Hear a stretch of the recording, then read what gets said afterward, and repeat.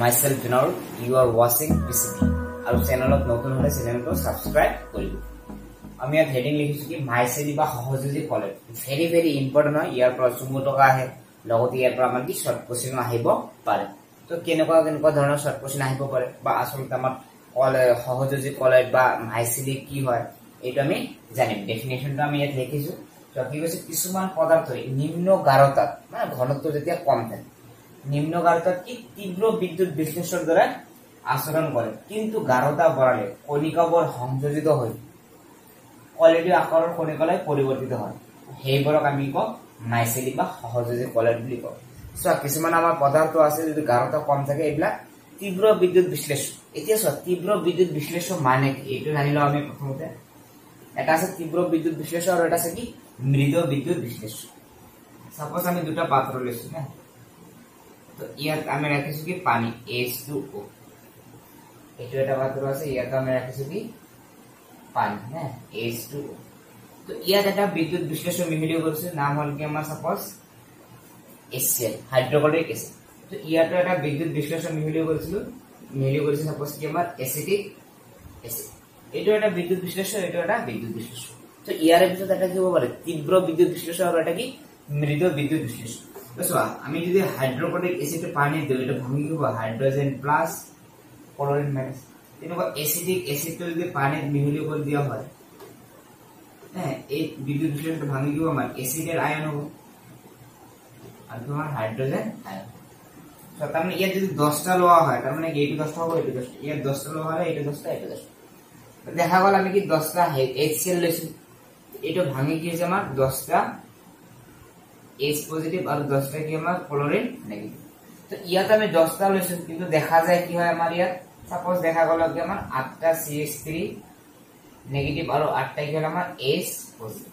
তাৰ মানে দুটা CH3 COH মানে এসিটিক এসিডৰ কি কোনো বিয়োজন হোৱা নাই, মানে আয়নলৈ ৰূপান্তৰ হোৱা নাই। তো এইবিলাক আমাৰ কি বিদ্যুৎ বিশ্লেষণ, এইবিলাক আমাৰ বিদ্যুৎ বিশ্লেষণ। তো যিবিলাক বিদ্যুৎ বিশ্লেষক মানে পানীত বা যিকোনো দ্ৰৱত সম্পূৰ্ণৰূপে বিয়োজন ঘটিব, মানে সম্পূৰ্ণৰূপে ভাঙি আয়নত পৰিণত হ'ব, তাক আমি কওঁ তীব্ৰ বিদ্যুৎ বিশ্লেষণ। তাৰ মানে হাইড্ৰোজেন ক্লোৰাইড ইয়াত যে আমাৰ আছে হাইড্ৰক্লৰিক এসিড, এইটো কি হিচাপে কাম কৰি আছে আমাৰ তীব্ৰ বিদ্যুৎ বিশ্লেষণ, মানে সম্পূৰ্ণৰূপে বিয়োজন ঘটিলে বা আয়ন হলে তাক আমি কওঁ তীব্ৰ বিদ্যুৎ বিশ্লেষণ। 10টা আছিল 10টা বিয়োজন ঘটিছে, কিন্তু ইয়াত কি আমাৰ 10টা আছিল তারা 8টা বিয়োজন ঘটিছে, 2টা বিয়োজন ঘটা নাই, তার মানে সম্পূর্ণরূপে কি বিয়োজন হওয়া নাই, আয়ন হওয়া নাই। সেই কারণে তাকে আমি কওঁ মৃদু বিদ্যুৎ বিশ্লেষণ। তীব্র বিদ্যুৎ বিশ্লেষণ আৰু মৃদু বিদ্যুৎ বিশ্লেষণ মানে আমি বুজি পালো। আৰু এইবিলাক ফাৰ্ষ্ট ইয়াৰত আছে, তথাপি মই অলপ জাস্ট অভাৰভিউ কৰি দিলো যাতে সুবিধা হয় বুজাৰ নে। তো কি কৈছে আমাৰ যে কিছুমান পদাৰ্থ নিম্ন গাঢ়তাত, যদি গাঢ়তা আমাৰ নিম্ন থাকে, সাপোজ এইটোৱে লোৱা হৈছে না, ইয়াত আমাৰ কি আছে পানী আছে, এইটো আমাৰ কি পানী। তো ইয়াত এটা আমি পদাৰ্থ মিহলি কৰিছো, এইবিলাক আমাৰ পদাৰ্থ মানে যেটা আমি বিদ্যুৎ বিশ্লেষণ না, এই পদাৰ্থটো ইয়াত মিহলি কৰিছো, ইয়াত কি আছে আমাৰ পানী আছে। তো যদি এই পদাৰ্থটোৰ গাঢ়তা কম হয় তেনেহলে আমাৰ কি হিচাপে কাম কৰিব তীব্ৰ বিদ্যুৎ বিশ্লেষণ। তাৰ মানে এই পদাৰ্থটোৰ গাঢ়তা কম হলে ইয়াত দিয়াৰ লগে লগে গোটেইকেইটা ভাঙি দিব আমাৰ আয়নলৈ ৰূপান্তৰিত মানে বিয়োজন। কিন্তু লগতে আকৌ কৈছে গাঢ়তা বঢ়ালে এইবিলাকৰ যদি আমি গাঢ়তা এবাৰ বঢ়াই যাওঁ, গাঢ়তা বঢ়ালে কণিকাবোৰ সংযোজিত হৈ মানে ইমান গাঢ়তা বঢ়াই গৈছো, এইবাৰ যে ইয়াত আহিব এই কণিকাবোৰ কি হ'ব আমাৰ সংযোজিত হ'ব, সংযোজিত হৈ কলৰীয় আকাৰৰ কণিকালৈ ৰূপান্তৰ হ'ব, মানে কণিকাবিলাক অলপ কি হ'ব আমাৰ মিহলি হৈ লগ লাগি কি হ'ব আমাৰ কলৰীয় আকাৰৰ যেনেকুৱা কণা হয় তেনেকুৱা হ'ব, কলৰীয় আকাৰৰ কণিকালৈ পৰিৱৰ্তিত হয়। সেইবোৰক মাইসেলি বা সহযোগী কলেজ বুলি কয়। তেতিয়া এইবিলাকক আমি কম একেলগে যে আমাৰ কি হয় লগ লাগি কলৰীয় আকাৰ ধাৰণ কৰিব, তেতিয়া তাক আমি কম মাইসেলি বা সহযোগী কলেজ বুলি কওঁ।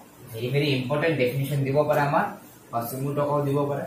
এতিয়া চোৱা আমি দুটা পেৰা কৰি লিখিছো, ইয়াৰ পৰা শৰ্ট কোশ্চেন আহে আৰু দিছিল আমাৰ কোশ্চেনটো। আমি কৈছো যি নিৰ্দিষ্ট উষ্ণতাৰ ওপৰৰ উষ্ণতাত মাইসেলি গঠন হয় তাক ক্ৰাফ্ট উষ্ণতা বলে। সাপোজ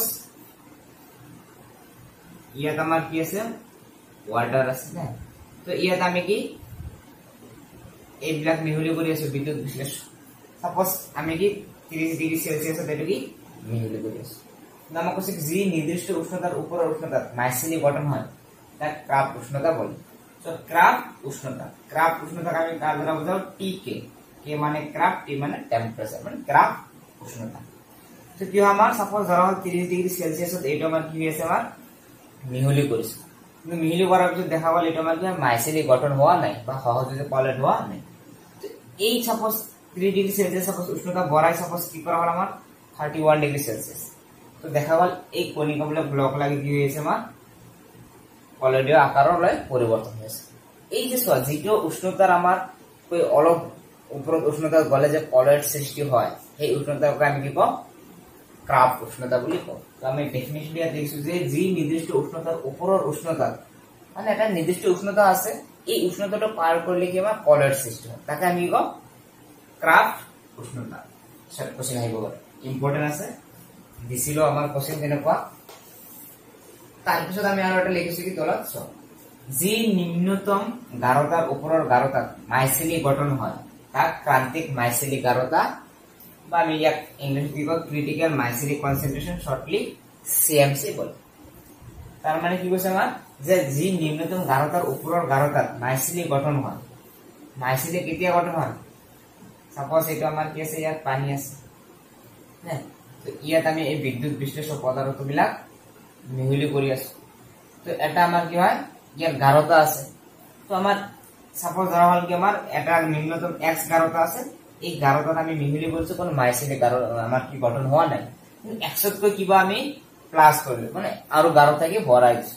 এই এক্সতকৈ কিমান বঢ়োৱা হল মানে যিমান বঢ়োৱাৰ লগে লগে আমাৰ কি মাইসেলি গঠন হল, সেইটোকে আমি কি কম ক্ৰান্তিক মাইসেলিক গাঢ়তা বুলি কওঁ। সেইকাৰণে আমি লিখিছো যি নিম্নতম গাঢ়তাত, যিটো এটা নিৰ্দিষ্ট গাঢ়তা আছে, গাঢ়তাৰ ওপৰৰ গাঢ়তাত তাতকৈ ওপৰৰ গাঢ়তাত মাইসেলি গঠন হয় মানে সহজে পলেট সৃষ্টি হয়, তাক ক্রান্তিক মাইসেলিক গাঢ়তা বা সিএমসি বলে।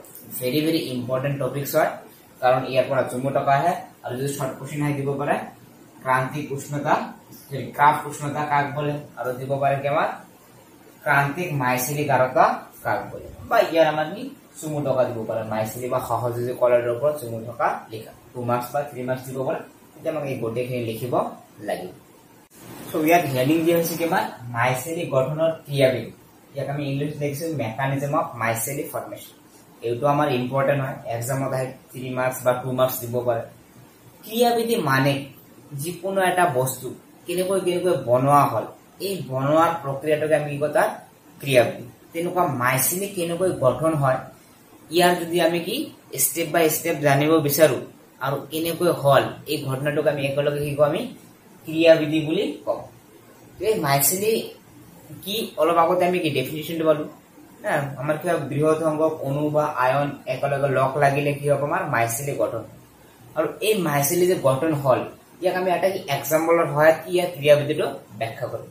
তো এইটো জানাৰ কাৰণে আমাক এটা কি বস্তু আমি জানি লম প্ৰথমতে সাবন না, কাৰণ সাবন বা সাৰ্ফ আমি যিটো কওঁ এই সাবনৰ এক্সাম্পল লৈ কি আমি ইয়াৰ ক্ৰিয়াবিধিটো ব্যাখ্যা কৰিম যে কেনেকৈ মাইসেলি গঠন হয়।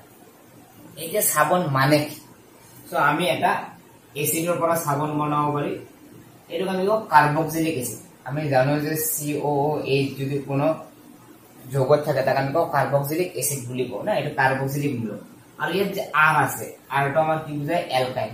এইবিলাক আমি ফাৰ্স্ট ইয়াৰত পাইছো, সেকেন্ড ইয়াৰত আমি যেতিয়া অৰ্গেনিক কেমিষ্ট্ৰি কৰিম তাত আমি ডিসকাস কৰিম। আৰু আমি কওঁ এলকাইন বুলি। এলকাইন মানে কি এলকেনৰ পৰা যদি এটা হাইড্ৰোজেন মাইনাস কৰা হয় তেতিয়া তাক আমি কওঁ এলকাইল বুলি কওঁ।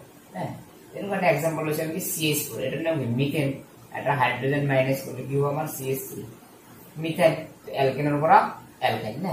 তো ইয়াত R মানে বুজাইছে আমাৰ কি কাৰ্বনৰ সংখ্যা। তো এতিয়া কথা এই সাবনৰ যে আমি ডেফিনিশন দিম, এইটো আমি পালো কি কাৰ্বক্সিলিক এসিড। এটা কাৰ্বক্সিলিক এসিডৰ পৰা যদি আমি কি হয় হাইড্ৰোজেনটো আঁতৰাই কিনে ইয়াত সোডিয়াম দিছো, বা কাৰ্বক্সিলিক এসিডৰ পৰা আমি হাইড্ৰোজেনটো আঁতৰাই কিনে পটাছিয়াম দিছো।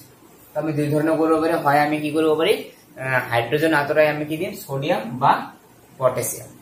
এই যে কাৰ্বক্সিলিক এসিডৰ সোডিয়াম বা পটাছিয়াম লৱণকে আমি কি কওঁ সাবন বুলি কওঁ। তো সাবন মানে আমি পালো যে কাৰ্বক্সিলিক এসিডৰ সোডিয়াম লৱণ নহলে আমাৰ কি পটাছিয়াম লৱণ, যিকোনো এটা হলেগে তাকে আমি কি কওঁ সাবন বা সাৰ দিওঁ। সাপোজ আমি এইটো ধৰিছো, এইটো আমাৰ কি সাবনৰ ফৰ্মুলা, কাৰ্বক্সিলিক এসিডৰ সোডিয়াম লৱণক আমি কওঁ সাবন বুলি এটা সাবনৰ আমি ফৰ্মুলা কৰো এই সাবনটো যে আছে এই সাবনটো যেটো আমাৰ R মানে কাৰ্বনৰ সংখ্যা আৰু দেখা যায় কাৰ্বন কিমান থাকে আমাৰ 70 আৰু ইয়াক আমি বুজাৰ কাৰণে এনেকুৱা বুজা মানে এইবিলাক এটা কি কাৰ্বন ফাৰ্স্ট ইয়াৰত আমি এইবিলাক পাইছো না বান্ধনী ৰেখা গঠন আছে এটো যেনেকুৱা আমাৰ R না এতিয়া চোৱা যেতিয়া এই সাবনটো পানীত মিহলি কৰা হয় না পানীত মিহলি গলে এটা কি আমাৰ এই সাবনটো ভাঙি দুটা অংশত ভাগ হয় এটা আমি কওঁ সোডিয়াম আয়ন আৰু এটা আমি কওঁ কাৰ্বক্সিলেট আয়ন এই কাৰ্বক্সিলেট আয়নৰ আকৌ কিছু দুটা পাৰ্টস সো এটো ভাঙি যে পানীত থাকে এই পানীত কোনো প্ৰবলেম বা কোনো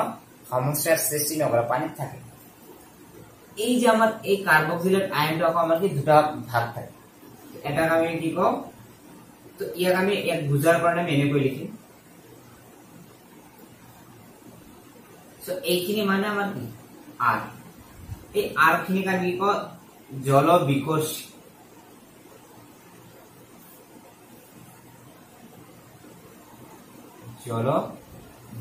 আৰু এইখিনি কা কি কওঁ জলকোষ মানে এইখিনি আমাৰ কি পানীৰ লগত বিক্ৰিয়া নকৰে আৰু এইখিনি কি কৰে পানীৰ লগত বিক্ৰিয়া কৰে তো ক্লিয়াৰ আমি সাবন পালো সাবনক যদি আমি পানীৰ লগত মিহলি কৰি দিও দুটা আয়ন সৃষ্টি হয় আৰু এই কাৰ্বক্সিলেট আয়নৰ কি দুটা ভাগ আছে এটো আমি এটা কি কওঁ জল বিকোষ আৰু এটা আমি কওঁ জলকোষ এতিয়া চা মাইসিলিক এনেকৈ হয় তো এইখিনি আমাৰ পানীত থাকিব সাবনৰ পানী এবাৰ ইয়াত যদি মলিযুক্ত এটা কাপড় ঘুমাই দিও সাবনৰ পানী সাপোজ এটা মানে তেলৰ টুকুৰা কাপড়ত লাগি আছে তো ইয়াৰ চাৰিওফালে কি আছে আমাৰ পানী আছে এতিয়া এই পানীত কি আছে আমাৰ এটা সাপোজ আমি বিকাৰ ধৰি লৈছো ইয়াত ঘুমাই দিছো আমি না চাৰিওফালে কি আছে ওয়াটাৰ আছে যেটো সাবনৰ পানী মানে কি এই গ্ৰুপটো আছে আমাৰ এইবিলাক গ্ৰুপ আমাৰ বহুত ইয়াত আছে কাৰণ আমি সাবনৰ পানী যেটো ঘুমাই দিছো এটা মানে কি তেলৰ টুকুৰা সাপোজ এটা তেল বুলি ধৰো মানে মলি এটো আতৰাব লাগে এবাৰ কি হ'ব মানে এই যে সাবনৰ যে এই অংশটো যে আছে এটো পাৰ্ট যে আমাৰ আছে এটো কি মানে পানীৰ লগত বিক্ৰিয়া নকৰে নামে দিছিল কি জল বিকৰ্ষী মানে জলৰ লগত বিকৰ্ষণ কৰে তো যদি বিকৰ্ষণ কৰে এই তেলৰ টুকুৰাৰ ভিতৰত কিমান পানী নাই আৰু যিবিলাক বস্তু পানীৰ লগত বিকৰ্ষণ কৰে সেইবিলাক কিমান একেলগে থাকিব এই জল বিকৰ্ষণ মূলটো কোনফালে সোমাব মানে তেলৰ টুকুৰা বা মলিৰ টুকুৰাৰ ভিতৰত সোমাব কাৰণ ইয়াত আমাৰ কোনো পানী নাই তো যিবিলাক পানী নাই পানীৰ ফালে না যায় যদি পানী নথকা বিলাক একেলগে থাকিব এই জল বিকৰ্ষণ মূলটো কোৰ ভিতৰত থাকিব আমাৰ এই মলিটোৰ ভিতৰৰ ফালে থাকিব কিয় ভিতৰৰ ফালে থাকিব কাৰণ এইবিলাক পানীৰ লগত বিক্ৰিয়া নকৰে যদি পানীৰ লগত বিক্ৰিয়া নকৰে যত পানী নাই তাতে যাব আৰু এই মূলবিলাক কি পানীৰ লগত বিক্ৰিয়া কৰে সেই কাৰণে এইবিলাক কি থাকিব বাহিৰ ফালে থাকিব কাৰণ বাহিৰ ফালে কি আছে আমাৰ পানী আছে না এইবিলাক আমাৰ কি পানী তো এই যে আমাৰ বল লাইক যে এটা স্ট্ৰাকচাৰ গঠন হল বলৰ নিচিনা যেটা আমাৰ গঠন হল না এই বলৰ নিচিনা গঠনটোকে আমি কি কওঁ কণা পুঞ্জ বা আমি কি কওঁ মাইসিলি বুলি আমি গম পালো এটা এক্সাম্পলৰ হয় দিলো যে মাইসিলি কেনেকৈ গঠন হয় তো প্ৰথমে আমি কি কলো যে সাবনক আমি কি পানীৰ লগত মিহলি কৰি দিলে কি আমাৰ দুটা আয়নত ভাগ হয় এটা কাৰ্বক্সিলেট আয়ন আৰু এটা কি সোডিয়াম আয়ন এই কাৰ্বক্সিলেট আয়নৰ আকৌ কি দুটা পাৰ্ট আছে এটা আৰ খিনি আমি কওঁ জল বিকৰ্ষী আৰু এই CO নেগেটিভ আমি কওঁ জলকোষী মানে পানীৰ লগত এইখিনি বিক্ৰিয়া কৰে তো যেহেতু মলিযুক্ত কাপড় এটা যদি আমি ঘুমাই দিও সাবনৰ পানী তো মলিটো তো পানীৰ লগত তেলৰ আমাৰ কি সাবনৰ লগত বিক্ৰিয়া নকৰে কাৰণ সাবনৰ লগত কৰে কিন্তু এটা অংশৰ লগত বিক্ৰিয়া নকৰে এটো লগত এই মলিটো আৰু এইটো পাৰ্ট আমাৰ একেলগে বান্ধনী সৃষ্টি কৰি থাকিব আৰু এইখিনি পানীৰ ফালে থাকিব তো থকাৰ পিছত এটা কি বলৰ নিচিনা গঠন হয় যাক আমি কওঁ কণাপুঞ্জ বা মাইসিলি বুলি কওঁ তো কণাপুঞ্জ মানে মাইসিলি কণাপুঞ্জ আৰু মাইসিলি কেনেকৈ হয় আমি এটো ব্যাখ্যা কৰিলো তো যদি আমাৰ আহে এইখিনি কথা এটো ড্ৰ কৰি কিনে আমি এক্সপ্লেইন কৰিব পাৰিম তো এই মাইসিলি গঠনৰ ওপৰত আমি এটা টপিকস কৰিম যেটা আমি কওঁ সাবনৰ পৰিষ্কৰণ ক্ৰিয়া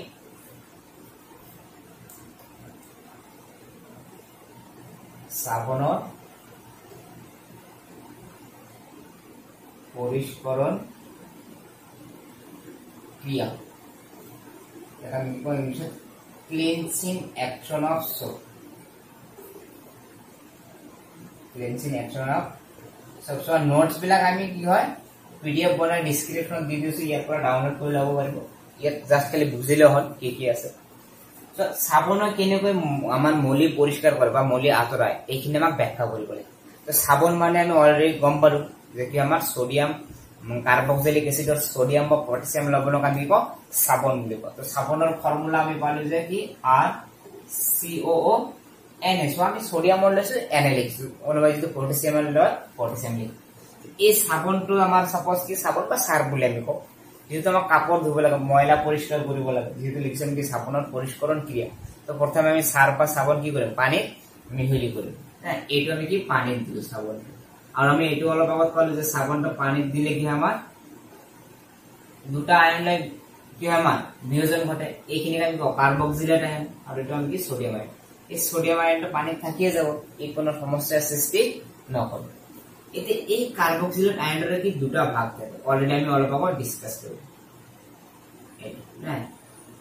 এইখিনি আমি আৰ বুলি কৈছো। আৰ মানে যেটা আমাৰ কি কৈছো জল বিকোষ, মানে পানীৰ লগত বিক্ৰিয়া নকৰে, মানে পানীৰ লগত বিকৰ্ষণ। আৰু এইখিনি আমি কওঁ জল স্পৰ্শী, মানে জলৰ লগত আকৰ্ষণ, দ্যাট মিন্স পানীৰ লগত আকৰ্ষণ হয়, বিক্ৰিয়া কৰে। দুটা পাৰ্ট পালো সাবনৰ অংশত। হ্যাঁ, এইবাৰ কি হয়েছে আমি এই মলিযুক্ত আগৰ নিচিনাকৈ আমি কৈ আছো মলিযুক্ত এটা কাপড় ইয়াত সোমাই দিছো। এইটো সাপোজ আমাৰ কি মলি না, তো এটা পাত্ৰত সোমাই দিছো আমি, এটা বাল্টিত লৈছো সাপোজ। ইয়াৰ চাৰিওফালে কি আছে পানী আছে, আৰু ইয়াত কি থাকে আমাৰ এই সাবনৰ কণিকা বিলাক এনেকুৱা বহুত কেইটা আছে। যেহেতু আমি সাবন ইয়াত মিহলি কৰিছো, এটা ভাঙি এইটো বাঢ়িছে। এতিয়া এই যে তেলৰ টোপালটো বা মলিটো যে আছে ইয়াত, এইটো পানীৰ লগত আমাৰ কি হয়, মানে সাবনৰ এই অংশটোৰ লগত কি বিক্ৰিয়া নকৰে না, কাৰণ আমি জানো যে সাবনৰ এই অংশটো কি পানীৰ লগত বিক্ৰিয়া নকৰে। তো এই মলিটোতো কি আমাৰ পানী নাই, এইখিনি আমাৰ পানীৰ লগত বিক্ৰিয়া নকৰে। তো আমি জানো যিবিলাক বস্তু একে ধৰণৰ সেইবিলাক একেলগে থাকিব বিচাৰিব। তো ইয়াৰ চাৰিওফালে পানী আছে, তো পানীয়েতো এইখিনিৰ লগত বিক্ৰিয়া নকৰে, তেনেহ'লে এইখিনি ক'ত সোমাব আমাৰ এই মলিৰ ভিতৰত সোমাব। এনেকৈ এনেকুৱা সোমাব। আৰু এইবিলাক আমাৰ কি হয় বাহিৰ ফালে থাকিব। এইবিলাক কিয় বাহিৰ ফালে থাকিব, কাৰণ এইবিলাক পানীৰ লগত বিক্ৰিয়া কৰে না, পানীৰ লগত এইবিলাক কি বিক্ৰিয়া কৰে, সেইকাৰণে পানীৰ চাৰিওফালে এইবিলাক থাকে। এইটো আমাৰ কি কণাপুঞ্জ বা মাইসেলি অলপ আগত আমি বললো। এবাৰ এই যে কণাপুঞ্জ যে সৃষ্টি হয় মলিৰ লগত আমাৰ কি হয় এই সাবনৰ কণিবিলাক বিলাক কেনেকৈ বান্ধনি সৃষ্টি কৰে আমি দেখা। এতিয়া ময়লাটো পৰিষ্কাৰ কেনেকৈ হ'ব, তো যেতিয়া এই যে আমি সাবনৰ পানীত কাপড় কানি যে ইয়াত আমি তিয়াই ৰাখি দিওঁ 1 ঘণ্টা 2 ঘণ্টা ৰাখাৰ পিছত আমি কি কৰো, কাপড়টো আমি এনেকৈ ডাইৰেক্ট গুচাই কিনে যে ৰ'দত মেলি দিওঁ তেনেকুৱাটো নহয়। আমি কি কৰো, কাপড়টো প্ৰথমে চেক কৰিব লাগে, মানে হাতেৰে জোকাৰিব লাগে। কিয় কৰিব লাগে, কাৰণ এই যে আমাৰ কণাপুঞ্জটো যে সৃষ্টি হৈছে, তো যেতিয়া কণাপুঞ্জ সৃষ্টি হ'ব আমাৰ ইয়াৰ চাৰিওফালে কি আছে পানী আছে। চাৰিওফালৰ পানী কি ইয়াক ইফালে টানিব, ইয়াক ইফালে, এইটো ইফালে, কাৰণ এইবিলাক কি আমাৰ পানীৰ ফালে কি আমাৰ আকৰ্ষণ হ'ব, কাৰণ এইবিলাক পানীৰ লগত বিক্ৰিয়া কৰে। তো যেতিয়া চাৰিওফালৰ পৰা এটা আমাৰ কি টানাটানি কৰিব, তো এই যে তেলৰ টোপালটো বা মলিটো যে কাপড়ৰ লগত যিটো বান্ধনি সৃষ্টি কৰিছে, সেই বান্ধনিটো কি হ'ব তেতিয়া ভাঙি যাব। ঠিক আছে, বান্ধনি ভাঙি গ'ল, কিন্তু তাৰ পৰা তো গুচি নাযায়, তাত বহি আছে। তো যদি কাপড়টো ডাইৰেক্ট আমি মেলি দিওঁ, আমাৰ মলিটো ভাহি উঠিব আৰু দেখা যাব ভালকৈ। সেইকাৰণে আমাক কি কৰিব লাগে, যে আমি 1 ঘণ্টা বা 2 ঘণ্টা ৰাখাৰ পিছত এইবিলাক হাতেৰে কি জোকাৰি দিব লাগে। দিলে কি হয় আমাৰ এই বান্ধনিটো ভাঙি তাত বহি আছে, এই বান্ধনিৰ পৰা কি হয় আমাৰ য'ত বহি আছে ইয়াৰ পৰা কি আঁতৰি যায় মলিটো পানীৰ লগত, যাৰ ফলত কি আমাৰ মলি পৰিষ্কাৰ হৈ যায় বা সাবনৰ পৰিষ্কৰণ ক্ৰিয়া বুলি আমি ক'ব পাৰি। তো এনেকৈ আমি কি ক'ব পাৰি যে সাবনে মলিটো পৰিষ্কাৰ কৰে। তো প্ৰথমে আমি কি পালো যে সাবনক আমি কি কৰিম পানীৰ লগত মিহলাম, ই বিয়োজন ঘটি কি দুটা অংশত ভাগ হ'ব। এটাক আমি কওঁ কাৰ্বক্সিলেট আয়ন আৰু এটাক আমি কি কওঁ সোডিয়াম আয়ন। কাৰ্বক্সিলেট আয়ন আকৌ দুটা পাৰ্ট, এটাক আমি কওঁ জল বিকোষী আৰু এটাক আমি কওঁ জল কোষী। জল বিকোষী পাৰ্টটো পানীৰ লগত বিক্ৰিয়া নকৰে আৰু জল কোষী পাৰ্টটো পানীৰ লগত বিক্ৰিয়া কৰে। যেতিয়া মলিযুক্ত কাপড় এটা কি আমি সাবনৰ পানীত সোমাই দিম, জল বিকোষী পাৰ্টটো কি হ'ব আমাৰ মলিৰ ফালে, মলিৰ লগত কি আমাৰ এটা বান্ধনিৰ সৃষ্টি কৰিব। এইটো এটা কি আমাৰ এইবিলাক বান্ধনিৰ সৃষ্টি কৰিছে। আৰু জল বিকোষী পাৰ্ট বিলাক কি থাকিব আমাৰ পানীৰ ফালে থাকিব। ফলত কি হ'ব আমাৰ এই চাৰিওফালৰ পানীয়ে কি কৰিব এইবিলাকৰ মাজত কি আকৰ্ষণ বলৰ সৃষ্টি কৰিব, ফলত চাৰিওফালৰ পৰা ইয়াকে টানাটানি কৰিব। তেতিয়া কি হয় এই যে আমাৰ মলিটো যিটো কাপড়ৰ লগত বান্ধনি সৃষ্টি কৰিছে, সেই বান্ধনিটো কি আমাৰ ভাঙি যায়। ভাঙি যোৱাৰ ফলত কি হয় আমাৰ এই মলি আমি হাতেৰে জোকাৰি দিলে এই মলিটো কি আমাৰ পানীৰ লগত আঁতৰি যায়। এনেকৈ আমাৰ মলি পৰিষ্কাৰ ভেৰি ভেৰি ইম্পৰ্টেন্ট হয় কাৰণ আমাৰ এই সেম সাবনৰ পৰিষ্কৰণ ক্ৰিয়া আমি 16 নম্বৰ চেপ্টাৰত পাম কেমিষ্ট্ৰি যেটা আমাৰ দৈনন্দিন জীৱনত ৰছে গতিকে ইয়াত যদি কনসেপ্ট ক্লিয়াৰ হয় তাত আকৌ আমাক পঢ়িব নালাগে সেম টপিকস সেম হেডিং তো গতিকে আমাৰ ইয়াত ক্লিয়াৰ হলে তাত আৰু পঢ়িব নালাগে তো গতিকে আমাৰ এটা ইম্পৰ্টেন্ট হয় যেহেতু দুটা চেপ্টাৰত আছে চেপ্টাৰ 5 আৰু চেপ্টাৰ 16 আহাৰ চান্স বহুত বেছি আৰু বহুত কেইবাৰ এইটো কোশ্চেন আমাৰ এক্সামত দিছে এনেকুৱা কোশ্চেন হ'ব পাৰে যে সাবনৰ পৰিষ্কৰণ ক্ৰিয়া ব্যাখ্যা কৰা এই ভিডিঅ'ৰ নোটস খিনি আমি কি ডেসক্ৰিপচনত পিডিএফ বনাই লিংকটো দি দিছো ইয়াৰ পৰা ডাউনলোড কৰি ল'ব পাৰিব আৰু ভিডিঅ'টো ভাল লাগিলে লাইক কৰিব